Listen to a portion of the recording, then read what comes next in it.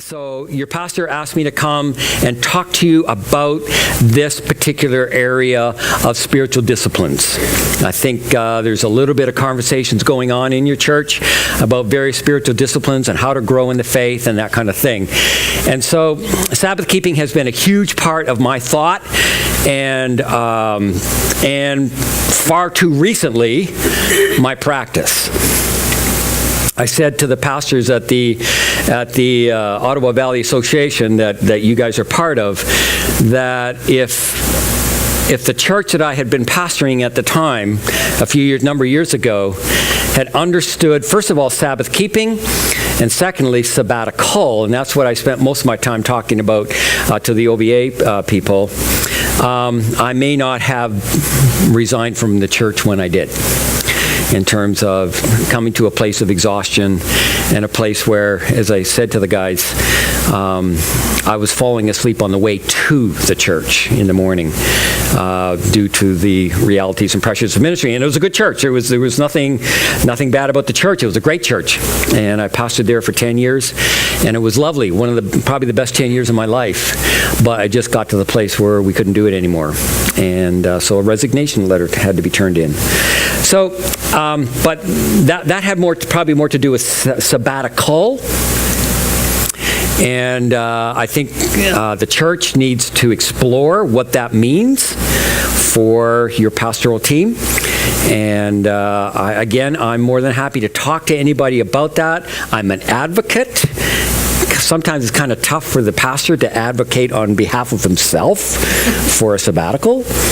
And so I am more than happy to be that advocate and to sit down with you as a church or your leaders and talk about what that looks like and that kind of thing.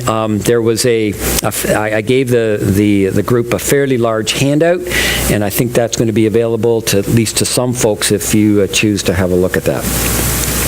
But my task today is to talk to you about Sabbath keeping, the spiritual discipline of Sabbath keeping. Now, I know at this point you're terrified that I'm going to take you back under the law, and that we all need to practice Sabbath starting at 6 o'clock on Friday and all Friday night, then all day Saturday, and then we're free and released from Sabbath on 6 o'clock on Saturday. So you're all terrified. I'm going to take you back under the law, and you're going to say, but I thought Jesus kind of said something about that.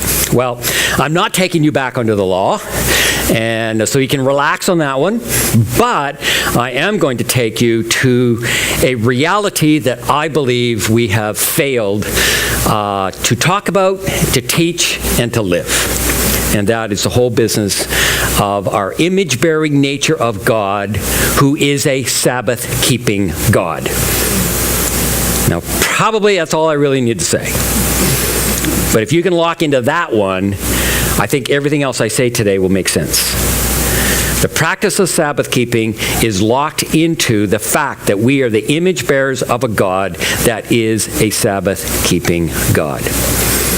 If you can think that through, okay, process that, I think some of the things I'm going to say today might be helpful to that. Now, I also realize that I am the biggest barrier between you and your lunch. Okay, so I'll try to make the next hour and a half as pleasant as possible, all right? You need to know that I can wax eloquent on this for a very, very long time. However, I do think this service ends at what time? 1 o'clock. Listen, I have to drive back to Kitchener today, and it's snowing out there, so I'm quite happy to be on the road. Let's put it this way. I've got the furthest distance to get home today, I think, probably. So what time am I done? 11:45? I'm sorry? 10 to 12? Okay, all right. I'll shoot for that. And I'll probably go to 5 to 12. All right, there we go. Eugene Peterson, who is one of my mentors, he has no idea who I am. But he's one of my mentors. He's written over 30 books. I've probably read half of them and maybe more. Some of the books that he has written have been absolutely riveting for me in understanding what pastoral ministry is all about, what life is all about, what spirituality is all about, what spiritual disciplines are all about. He wrote this. Fascinating. I got into it early and engaged in my sin with gusto. As I developed in the Christian faith, I was examined and instructed in ways to discern, repent of, and defend against the classic sins that interfered with faith, love, and hope. But not once did anyone call me on this sin. Instead, I was, if you can believe it, commended in my law-breaking. In fact, at one critical point, I was out of control, obsessive in my indulgence of this sin. And at that time, I was rewarded with the single largest annual increase in salary I have ever received. It is the Western bargain basement sin, on sale in virtually every Western church. The sin, Sabbath breaking, the willful violation of the fourth commandment. Now, I don't know about you, but if I was to be asked, what sin are you committing that you need to be called on? I can think of a whole bunch in my life, but it would not have been Sabbath keeping or Sabbath breaking. And I'm fascinated by the fact that he identified that as part of a major trip-up in his personal spirituality. And if you know anything about Eugene Peterson, he is a deeply spiritual man. Almost a mystic, one would say. So that has caught me by surprise. The sin, Sabbath keeping or Sabbath breaking. Wow. And all that does is heighten for me the intensity of the conversation. It intensifies the reality that this is something that we have got to talk about. You know, it's fascinating. I think of all of us, there's all kinds of ways to look at the Old Testament law. But I don't think any of us would say that the Ten Commandments have been set aside as binding on us today. I don't think anybody's going to say that, we can make idols, or we can have other gods, or we can dishonor our parents, or we can commit adultery or murder or whatever. I think all of us would say the Ten Commandments are still binding on the life of the believer today. Except Sabbath keeping. Isn't it interesting? We'll talk about the other 9, but when we get to that one, we kind of skate over that one real quick, right? And we don't explore the impact and the implications of what it means to miss that. And when Jesus was asked, what is the greatest law? What is the greatest commandment? He said, love God, love neighbor. Well, what was he saying? Love God, keep the first 4 Ten Commandments of the 10 Commandments. Love neighbor, keep the last 6 of the 10 Commandments. That's what he was saying, which includes commandment number 4. And he never said, don't keep that one, because it's somehow rooted in Old Testament law. Okay, so with that, let's take our Bibles. If you've got a Bible or your electronic device, all right, your phone, your iPad, or whatever else you guys carry, all right? And I'm going to read a passage from Scripture out of Mark chapter 2. Mark chapter 2. And I'm going to read verse 23 of Mark 2, and I go down into verse 6 of chapter 3. One Sabbath, Jesus was going through the grain fields, and as his disciples were walked along, they began to pick some heads of grain. The Pharisees said to him, "Look, what are they doing? It is unlawful on the Sabbath." And he answered, "Have you never read what David did when he and his companions were hungry and in need? In need? In the days of Abiathar the high priest, he entered the house of God and ate the consecrated bread, which is lawful for only priests to eat. And he also gave some to his companions." Then he said, and here is the verse and the text that we're going to land on and milk today. The Sabbath was made for man, humankind, men, women, humankind. Not humankind for the Sabbath. So the Son of Man is Lord even of the Sabbath. Another time, Jesus went into the synagogue, and this obviously on the Sabbath day, and a man with a shriveled hand was there. So some of them were looking for a reason to accuse Jesus, so they watched him closely to see if he would heal him on the Sabbath. Nasty, nasty, nasty. Don't heal on the Sabbath, right? Jesus said to the man with the shriveled hand, "Stand up in front of everybody." Then Jesus asked him, which is lawful on the Sabbath, to do good or to do evil, to save life or to kill? But they remained silent. I think Jesus kind of chuckled at that moment. I think he was saying, gotcha. He looked around to them in anger and deeply distressed at their stubborn hearts and said to the man, stretch out your hand. He stretched it out and his hand was completely restored. Then the Pharisees went out and began to plot with the Herodians on how they might kill Jesus. Over what? The Sabbath. The Sabbath is made for us as human beings, not us for something that is prescribed in a law. So, we want to key on that text. Sabbath is made for humankind, not humankind for the Sabbath. The Son of Man is Lord of the Sabbath. So, there are two things that emerge that I think basically establishes a foundation in terms of what this text is saying. There are two things that emerge from this text. Number one, Jesus is Lord and Master of Sabbath law and, in fact, of all Old Testament law. What I mean by that is Jesus has brought to completion all of the Old Testament law. Matthew 5, verse 18 says that he fulfilled the law, the entire law. We are no longer bound to the Old Testament law and its forms and structures. Okay? So, we're not bound to not hooking up a donkey and an ox. We're not bound to not cook a baby goat in its mother's milk. We're not bound to bring a sheep to church and offer it on an altar. We're not bound to grow the hair, guys, that we're to grow the forelocks and around our heads. Some of us have a better ability to do that than others. We're not bound to put tassels on the bottom of our cloaks. All the rest of that kind of stuff. We're not bound to that stuff anymore. Jesus is Lord of the law.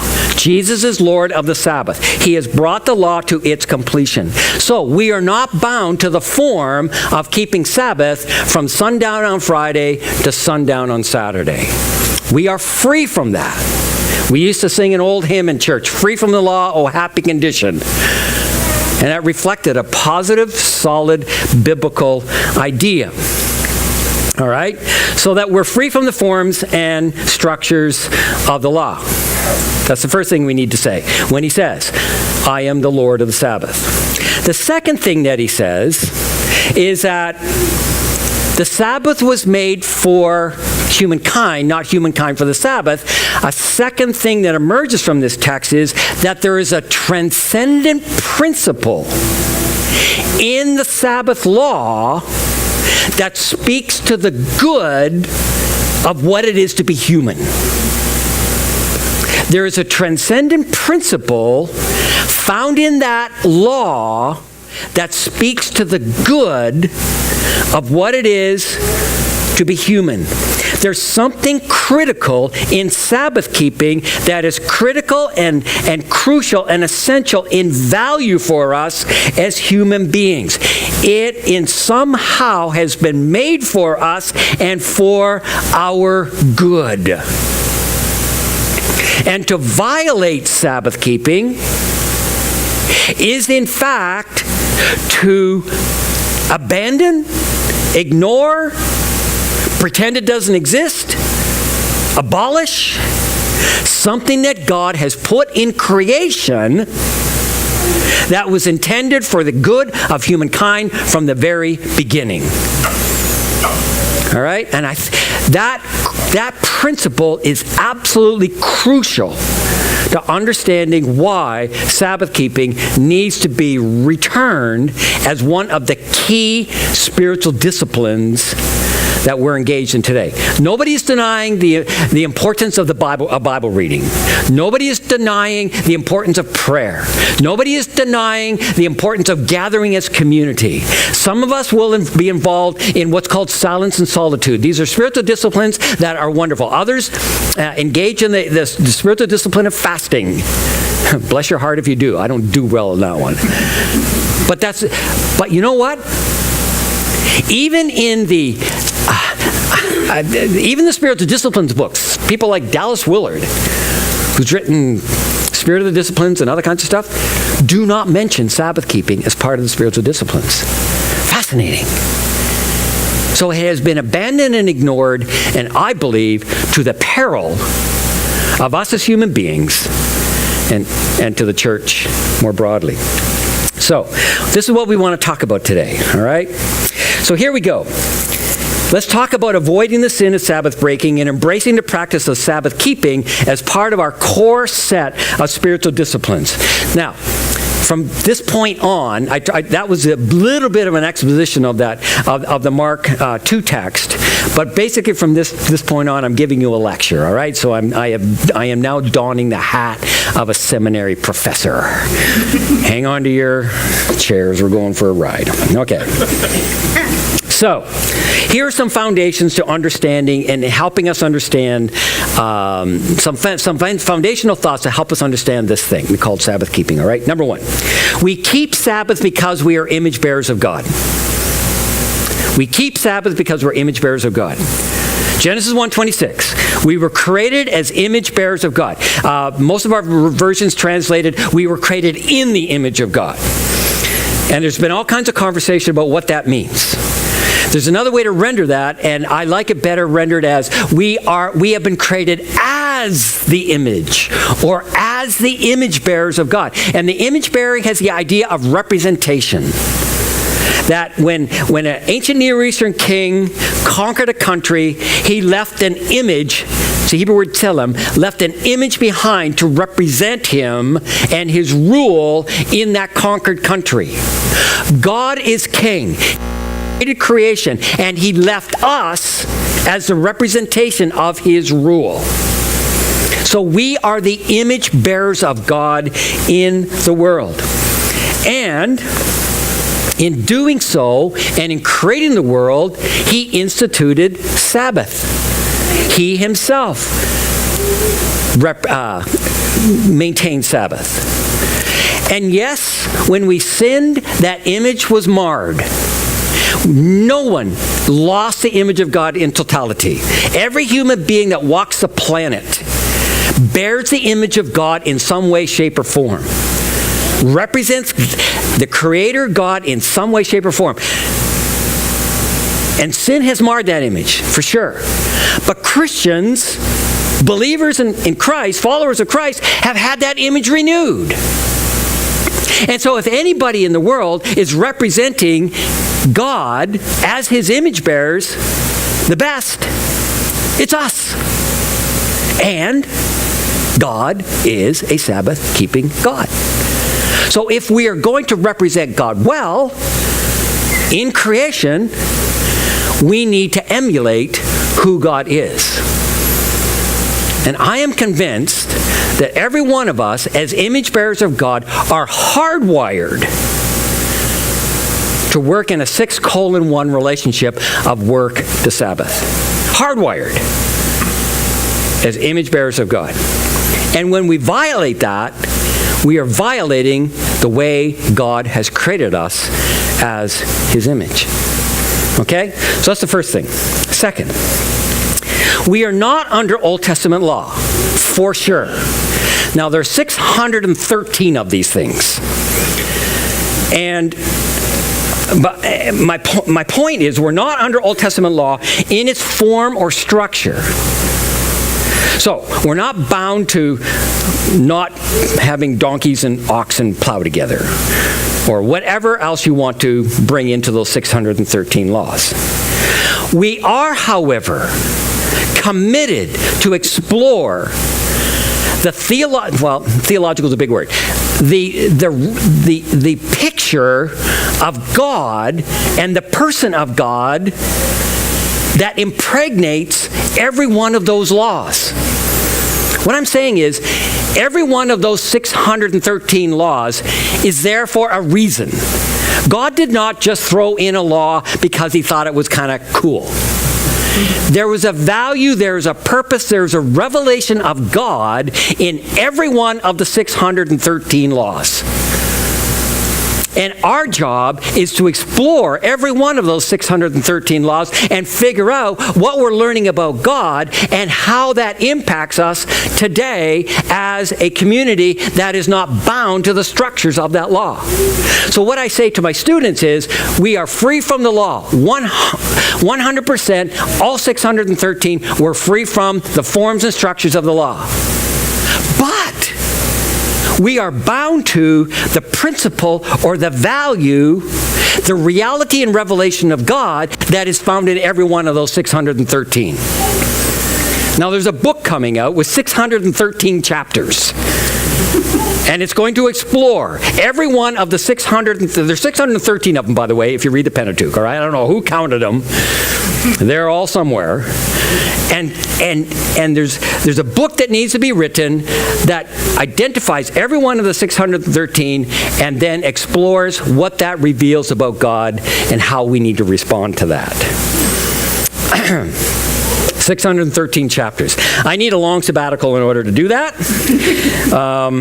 But you know what? I really think there's some tremendous value in that. But one of those 613 is to keep the Sabbath. And so we need to be continually exploring what does it mean not to be locked into the legal form of it, but what does it mean to understand its principle, its value, its revelation of God, and its impact on us. Something transcendent about that law. By the way, the church did do something with the Sabbath law. And rather than celebrating on the seventh day of the week, it actually moved its quote-unquote Sabbath to the first day of the week because it became the day of the resurrection. And the resurrection became the cornerstone of everything that the Sabbath represented. And so it moved the day from Saturday to Sunday. That's why we celebrate today on a Sunday. By the way, that's not a legal requirement. Okay? That's a practice of the church that fits best that kind of thinking. But there are lots of churches and lots of people in the world who can't worship on a Sunday. And for them, for us, to worship on other occasions is perfectly appropriate. That's the beauty of what it is to live in the principle of law rather than in the legality of law. Number 3. Part of curse in creation is not to keep Sabbath. Part of curse in creation is not to keep Sabbath. Way back when we rebelled, right? We rebelled against the goodness and grace of God. All creation's under curse, groaning and waiting for the day of recreation. And when we fail to do Sabbath, to keep Sabbath, we perpetuate that curse. We perpetuate that the world exists as a commodity. Something that is simply a source of resources to make us happy and wealthy. To identify our autonomy. And to promote our autonomy. When we willfully excavate and harvest resources with little thought to rest and renewal and to shalom, we are perpetuating curse. So there's an environmental side to this thing as well in keeping Sabbath. We also perpetuate that curse when we see productivity as the ultimate good. We've come to a place in society, especially in the Western world, that if we're not being productive, we are of no value. We demand 24/7 productivity of our people, of our workforce, of our animals, of our industry, of our commerce, and even our churches. And it's interesting. The pinnacle event of the creation week was the seventh day. Everything worked towards the Sabbath. It was a day for God to enjoy and not be productive. On the seventh day, he rested. He Shabbated. And we have concluded that God is wrong. Right? We have concluded that God is wrong and we can do it better. We need to be productive. Make time count. Because our value comes out of that reality. And it's a Western society bane on creation and our humanness. So our North American church doesn't understand what it is to pray and play, which is what Eugene Peterson calls Sabbath. I love it. It's a time to pray and play. Come together to worship and then party on, dude. That's Shabbat. And we have not embraced that. We call it a waste of time. When in fact it was the pinnacle of creation. Everything moved towards the Sabbath. Sabbath was not a day to recover so we can go back to work. We work to get to Sabbath so we can pinnacle and have this beautiful day of Shabbat to celebrate God and creation.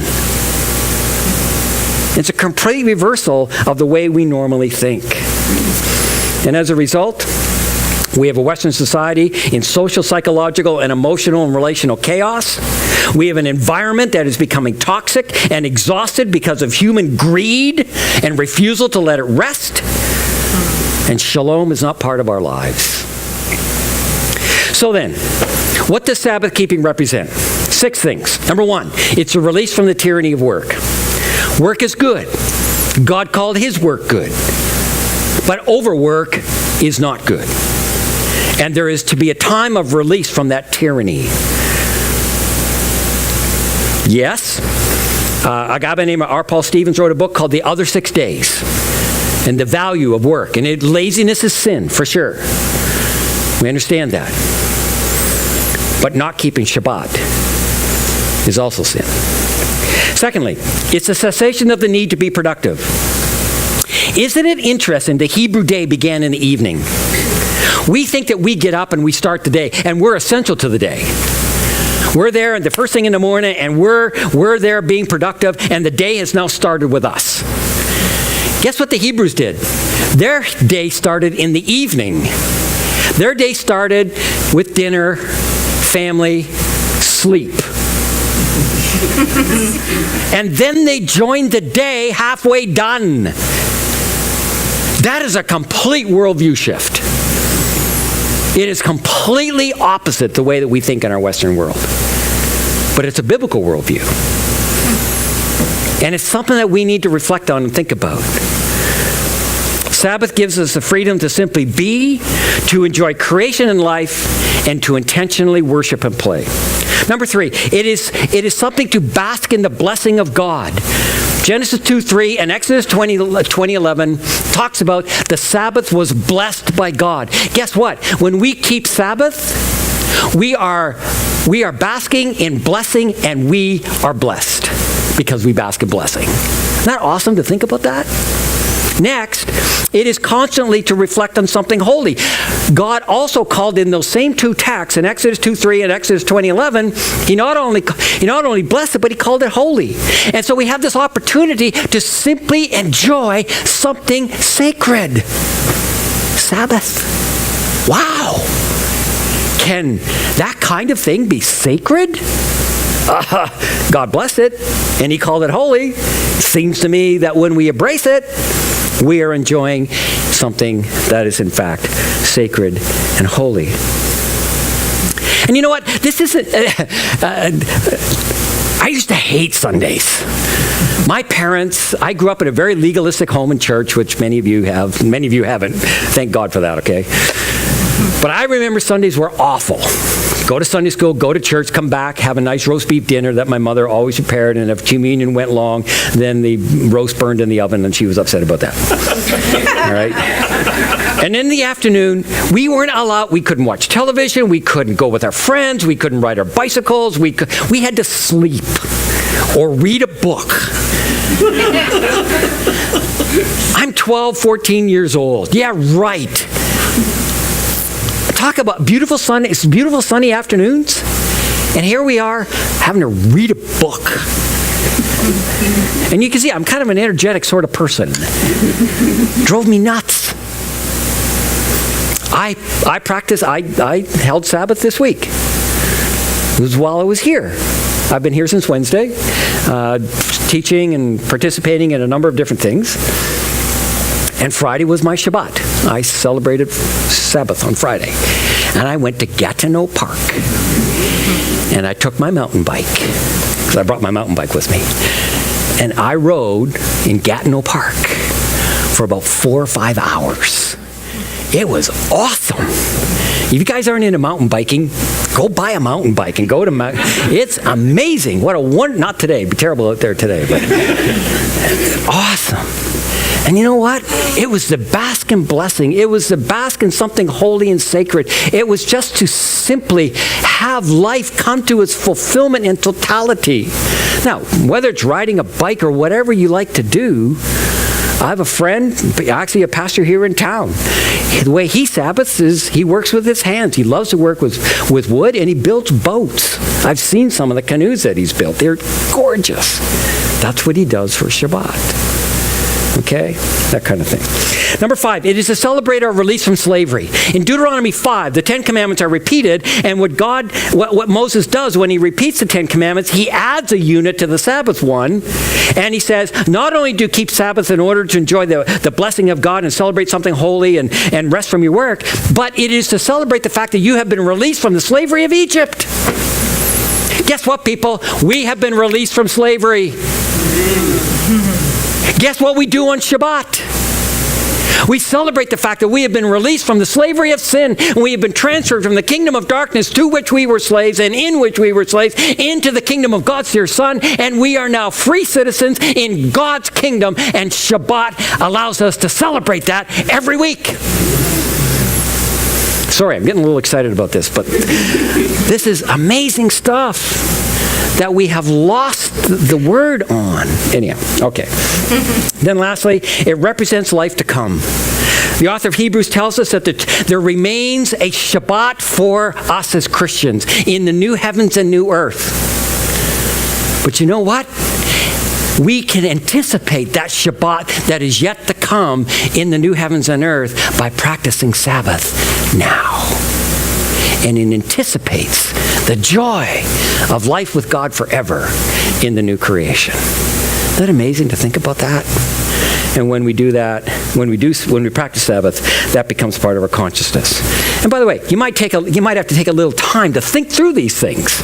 And I have to confess, when I was riding my bike, I wasn't thinking about all these bits and pieces, right? I was thinking, okay, I'm now doing something holy. I'm now doing something blessed. I'm anticipating the life to come. Well, that would be okay. Maybe the mountain bike's in heaven. I don't know. But, okay, yeah. So what does it mean to keep Sabbath?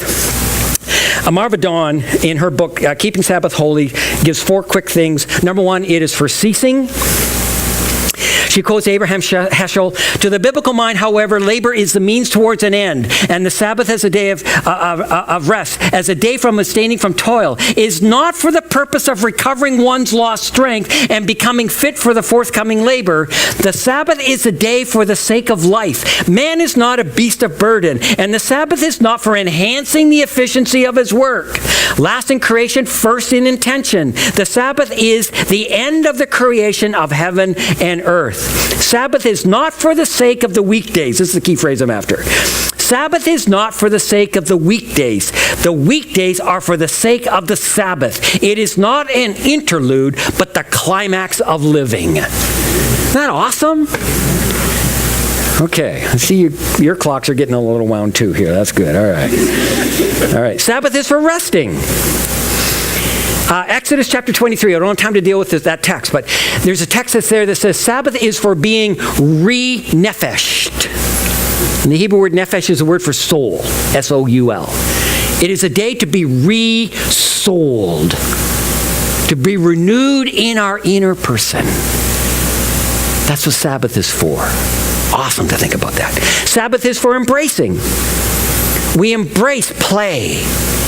We embrace each other. We embrace community. We embrace trust in God and the wholeness of life and being. We embrace people instead of things, celebration instead of planning, freedom instead of schedule, giving rather than requiring and consuming, shalom, tranquility, reconciliation, and well-being. And then lastly, Sabbath, she says, is for feasting. And we feast on God. We feast on others. We feast on music. We feast on beauty. When I was riding my bike up in Gatineau, I came to that big lookout that looks out across the Ottawa Valley. And there was a couple other guys there too. One guy was actually on a unicycle of all things. Couldn't believe it. Wow. I'm impressed. But wow, to stand on that thing and look out over the Ottawa, wow, that was amazing. We feast on beauty, we feast on creation, we feast on food, we feast on affection, we feast on festival. As I said, Eugene Peterson calls it a time to pray and play. What about some practices that we can follow? Number one, we need to intentionalize it. We need to actually say to ourselves, what does this mean for me? All right? Now, we need to select it and protect it. And entering into empty time is hard. We have been taught that time is money, and we are to redeem the time, and we do ministry in and out of season, and these things are good. But to embrace one without the other is, in fact, to only see one side of the coin. So we need to intentionalize it. Secondly, we need to find a form and structure that works. We are not under Old Testament law in form and structure. But, however it might work for you, that's the freedom that we have in Christ. For me, I'm able to take a day. For many of us, we can't do that. I think of homemakers in particular. I mean, you're a homemaker. 3 little kids at home, 4 little kids. How on earth do I ever get it empty time? And different stages of our life, that changes as well. My wife, 5 kids. We have 5 kids. And while this is earlier in our marriage, I noticed that, and I don't think she had a solid theology of Sabbath behind it, and frankly, I didn't really come across this and start talking about it until the last 10 years. But I noticed that she would carve out time over about 3 or 4 days in the week, where she would find renewal. She'd read a book, she'd just have quiet time, she'd reflect, she'd have her Bible, and that kind of thing. And for her, that's how Shabbat worked. So it may not be, a full day or 24 hours or 8 hours or however you want to shape it out. And that's why I say every one of us needs to work hard at, okay, as we intentionalize it, now look for a structure that somehow this can work. And that might be a really cool conversation for a number of you to have together in terms of, okay, how might this work for me? And how can we hold each other accountable in this? All right? And I'm not going to tell you what that is, because I haven't got a clue for most of you on how this is going to work. And you're all sitting there saying, yeah, way to go, Dr. Barker. That's really great. Good stuff. This will never work in my life. Well, I'm saying, yeah, that's not an option. That's not an optional answer. This isn't going to work in my life. It has to work. As I said, I believe that we're hardwired, 6'1". And if we're going to be fully human, somehow that needs to show up in some way. So intentionalize it, find a form and structure that works. The church needs to preach and teach on it. That's why you've got me here. Okay? I'm talking to you about it. For many of us, it's not Sunday. It's often a day of high stress and productivity, and so it has to be another time and place. But I do believe that the church needs to talk about this along with the other spiritual disciplines that we often talk about in our churches. And then fourthly, I would argue, Kevin knows I'm going to say this, but we need to call our spiritual leaders to be Sabbath keepers. And I think our spiritual leaders need to set the example. And so when Pastor Kevin says, my day off, I encourage him to change that language and not talk about his day off. He needs to talk about his Sabbath. And I actually instructed, when I was pastoring, I instructed our worship leader, our office administrator, that if someone called on a Sunday looking for me, I instructed her to say, Pastor Dave's not here today, it's his Sabbath. And I'll tell you, that completely changed the complexion of how people responded to that in a really, really good way. All right. Marva Dawn writes, and I'll conclude with this quote. To return to Sabbath keeping is not nostalgia nor an attempt to return to an age that is pre-Enlightenment, pre-Industrial Revolution, and pre-Darwinian. Rather, it is a return to the spiritual dimension that haunts us. Wow, what a statement. It is an age that has lost its soul. Sabbath keeping offers the possibility of gaining it back. In an age desperately searching for meaning, Sabbath keeping offers new hope. It's the gospel in many ways. In contrast to the technological society in which the sole criterion of value is the measurement of efficiency, those who keep Sabbath find their criteria in the character of God, in whose image we celebrate life. God bless you all.